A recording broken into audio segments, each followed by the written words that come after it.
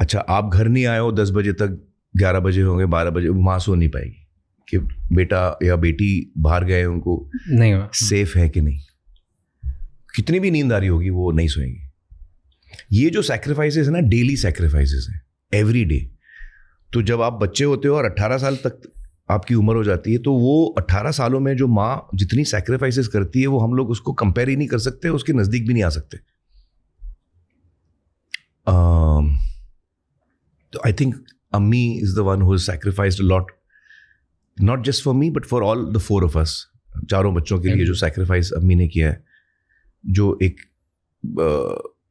Selflessly बच्चों के लिए सोचा है और बच्चों के लिए जिया है सबसे ज्यादा। या I would say my mother has done the same. They are, वो सिर्फ आपकी हेल्थ के बारे में नहीं सोचते, वो आपके इमोशंस के साथ जुड़ जाते हैं। उनको पता होता है कि आपको क्या चीज बॉदर कर रही है या आपको क्या चीज एक्साइट कर रही है, तो उनको हर चीज पता होती है। Agreed. जैसे मैं टेनिस में बहुत एक्साइटेड हुआ करता था, तो मुझे रात भर नींद नहीं आती थी, अगले दिन मैच है तो मैं रात को सो नहीं पाता था।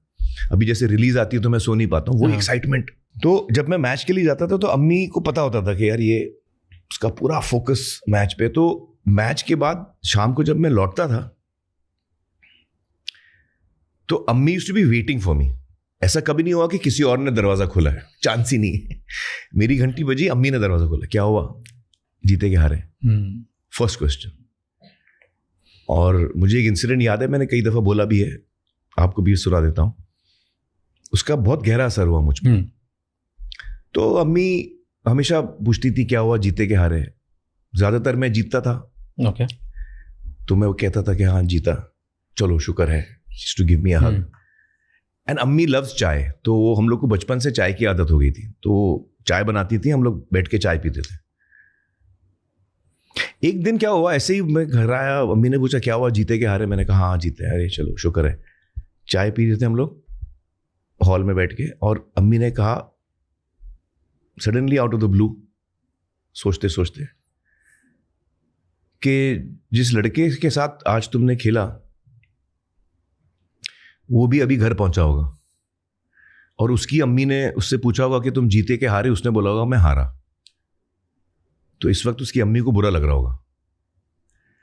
ये अम्मी ने कहा। मैं सुन के इतना शॉक हो गया। एक तो मुझे लगा कि वो लड़का जो हारा है मुझसे, वो अभी घर गया होगा, उसकी अम्मी ने पूछा, उसकी अम्मी को बुरा लग रहा होगा। सडनली मैं सोच रहा था कि मैंने जीत के कोई गलती तो नहीं की। सडनली मुझे भी बुरे लगने लगा, यार उसकी माँ को बुरा लग रहा होगा अभी। फिर मैंने अम्मी को देखा, मैं सोचा अम्मी को ये थॉट कहाँ से आया। उसने लड़के का नाम भी पता नहीं अम्मी को, ना उसका चेहरा देखा है। तो अम्मी में ये क्वालिटी है कि वो दूसरे आदमी का दर्द बहुत जल्दी समझ लेती हैं और पकड़ लेती है। केयरिंग, हर इंसान में अलग अलग इंटेलिजेंसेस होते हैं। जो इंटेलिजेंस ऑफ केयरिंग होती है वो अम्मी में बहुत ज्यादा है।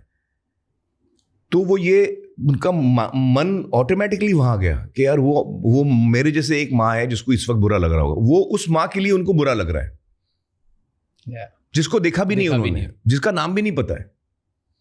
तो उसका बहुत गहरा असर मुझ पे हुआ वो इंसिडेंट मैं शायद 11 साल का था, मैं भूल नहीं पाया। And that has stayed with me and that was a big lesson she taught me. I don't think वो मुझे लेसन सिखा भी रही थी, वो एक्चुअली अपना थॉट शेयर कर रही थी।